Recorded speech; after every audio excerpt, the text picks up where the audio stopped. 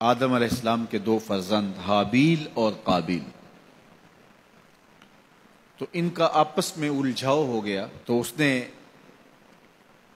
اپنے بھائی کو قتل کر دیا۔ معاملہ یہ تھا کہ جو سلسلہ تھا بقائے نسل انسانی، افزائش نسل انسانی اور فروغ نسل انسانی کے لیے، وہ یہ تھا کہ چونکہ ایک ہی باپ کی اولادیں تھیں، تو جب ولادت ہوتی تو ایک بیٹا اور ایک بیٹی پیدا ہوتی، تو یہ بیٹا اور بیٹی جو ایک دفعہ پیدا ہوئے ہیں، ان کا آپس میں نکاح نہیں ہو سکتا تھا، تو اس کے بعد جو دوسرے بیٹے اور بیٹی پیدا ہوتے تو ان کا مخالف سمت نکاح ہوتا۔ تو قابیل کے ساتھ پیدا ہونے والی جو لڑکی تھی، قابیل اس کے ساتھ نکاح کرنا چاہتا تھا، تو حضرت آدم علیہ السلام نے فرمایا ایسا نہیں ہوگا، لیکن چلو تم قربانی پیش کرو، جس کی قربانی قبول ہو گئی اس کا اس سے نکاح کر دیں گے۔ اس وقت جو شخص قربانی پیش کرتا تھا تو وہ جانور ذبح کرے یا گندم یا جو بھی، تو وہ باہر جنگل میں پہاڑوں پہ مختلف جگہوں پہ رکھ دیتے، پھر آسمان سے بجلی اترتی اور جس کی قربانی قبول ہوتی وہ بجلی اس کو اچک لیتی، اس کو جلا دیتی، اس کو کھا لیتی، اور جس کی قربانی قبول نہ ہوتی وہ یوں ہی پڑی رہتی۔ تو یہ طریقہ تھا قربانی کے قبول ہونے کا۔ اس امت کے لیے اللہ تعالیٰ نے اس عمل کو اور اس امر کو پوشیدہ رکھا کہ قربانی قبول ہوئی ہے یا نہیں ہوئی۔ جس کی قبول ہوئی ہے تو وہ بھی ڈرتا ہے پتہ نہیں قبول ہوئی ہے یا کہ نہیں، اور جس کی نہیں قبول ہوئی وہ بھی لوگوں کے سامنے رسوا نہیں ہوتا، وہ اس کے نامہ اعمال میں درج کر دیا جاتا ہے لیکن وہ رسوا نہیں ہوتا۔ اور دوسری بات کہ ہم خود ذبح کر کے خود کھا لیتے ہیں۔ یہ عجیب ماجرا ہے کہ بروز عید قرباں وہی ذبح بھی کرے ہے وہی لے ثواب الٹا۔ خود ذبح کر کے خود کھایا، اس کی کھال بھی اپنے مصرف میں لے کر آئے اور ثواب بھی خود کمایا۔ یہ اللہ نے اس امت پر احسان کیا ہے۔ تو حابیل کی قربانی قبول کر لی گئی، قابیل کی قربانی قبول نہیں ہوئی، تو اس کو اپنے بھائی پہ غصہ آیا اور اس کو قتل کر ڈالا۔ اب جب قتل کر لیا، اور یہ تھا بھی پہلا قتل، اور انسان کو نہیں پتا تھا کہ اب اس کا کیا کیا جائے، تو وہ اپنے بھائی کی لاش اپنے کندھوں پہ اٹھا کے گھومتا رہا، اب اس کا کروں کیا؟ پھر اللہ نے دو کوے بھیجے، قرآن مجید میں وہ واقعہ موجود ہے۔ تو دونوں کوے لڑے، ایک نے دوسرے کو مار دیا، پھر زمین کو اپنے پاؤں سے کریدا اور کوے کو اس کے اندر رکھ کے اوپر مٹی ڈالی۔ تو قابیل نے ایسے سر پہ ہاتھ مارا، کہا کہ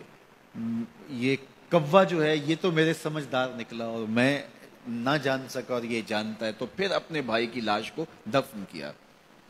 اب سب سے پہلا قتل اور سب سے پہلی موت جو روئے زمین پہ ہوئی وہ حابیل کی تھی۔ اب قیامت تک جتنے لوگ بھی قتل ہوں گے،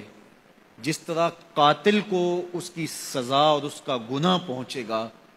یہ سارا گناہ قابیل کے نامہ اعمال میں بھی درج ہوتا رہے گا، اس لیے کہ اس جرم کا آغاز اس نے کیا۔ آپ سے اگر ہو سکے تو کسی اچھے کام کا آغاز کرنا، کبھی بھی کسی برے فعل کا ذریعہ نہ بننا۔ بعض کا تو ہوتا ہے ایک شخص کوئی ایسا کام کرتا، اس کی دیکھا دیکھی سارے لوگ کرنے لگ جاتے ہیں، اگر وہ اچھا ہوتا ہے تو اچھائی پھیلنے لگتی ہے، اور اگر وہ کام برا ہوتا ہے تو برائی پھیلنے لگتی ہے۔ تو انسانی فطرت ہے کہ وہ دیکھے دیکھے کام کرنے لگ جاتے ہیں۔ تو میں آپ کو یہ کہوں گا، کوئی بھی عمل ہو تو آپ کبھی بھی کوئی کام کرنے سے قبل یہ ضرور سوچیں کہ میرے کسی عمل کے تتبع سے کہیں جو ہے وہ میرے ذمے میرے کھاتے کو ایسی چیز نہ آ جائے۔ اور اگر کوئی اچھائی ہے تو وہ حضور نے ایک دفعہ فنڈ مانگا، تو ایک شخص نے کھڑے ہو کر کے کچھ پیش کیا، تو اس کے دیکھا دیکھی باقی لوگ بھی شامل ہو گئے، تو تو حضور نے اس وقت فرمایا تھا تاریخ ساز جملہ، من سنّا فی الاسلام سنتن حسنتن فلہ اجرھا، جس نے اسلام میں کوئی اچھا طریقہ رائج کیا تو اس کو اس کا اجر نصیب ہوگا، اور پھر اس کے دیکھا دیکھی جس نے بھی عمل کیا ان کا اجر بھی اس کے کھاتے میں لکھا جائے گا، اس کا اجر ختم کیے بغیر جس نے بعد میں کیا ہے پہلے شخص کے کھاتے میں بھی درج ہوتا رہے گا۔ میرے حضور کا ایک فرمان ہے کہ خیر کی چابی بنو اور شر کا تالا بنو۔ یہ کتنا جامع نسخہ ہے، خیر کی چابی بنو، خیر کو کھولنے والے بنو، اور شر کا تالا بنو۔ کچھ لوگ شر کی چابی بنتے ہیں اور خیر کا تالا بنتے ہیں۔ تو ہمیشہ اپنی زندگی میں کوئی بھی عمل کرنے سے قبل، وہ چھوٹے سے چھوٹا ہو یا بڑے سے بڑا ہو، آپ دیکھیں کہ اس کے معاشرے کے اوپر کیا اثرات مرتب ہوتے ہیں۔ آپ گلی سے گزرتے ہوئے کوئی پتھر کا ٹکڑا اٹھا کے ایک طرف کر دیتے ہیں تو آپ کے دیکھا دیکھی کئی اور لوگ بھی پتھر کے ٹکڑے اٹھانے لگ جاتے ہیں تو پوری گلی صاف ہو جاتی ہے، اور آپ اشارے پہ کھڑے ہیں اور اشارہ توڑ دیتے ہیں تو سارے لوگ جو ہے وہ پہلے جھجک رہے ہوتے ہیں، اور آپ نے اشارہ توڑا تو پھر ساری ٹریفک آپ کے پیچھے چلی گئی۔ اس اشارہ توڑنے کا گناہ جتنا بھی ہے، اس کا جو بھی لیول ہے، جس طرح آپ کو ملا اور بعد میں جو آنے والے، وہ سب کا گناہ آپ کے کھاتے میں بھی گیا، اس لیے کہ ریت آپ نے ڈالی ہے، باقیوں کو حوصلہ آپ نے دیا ہے۔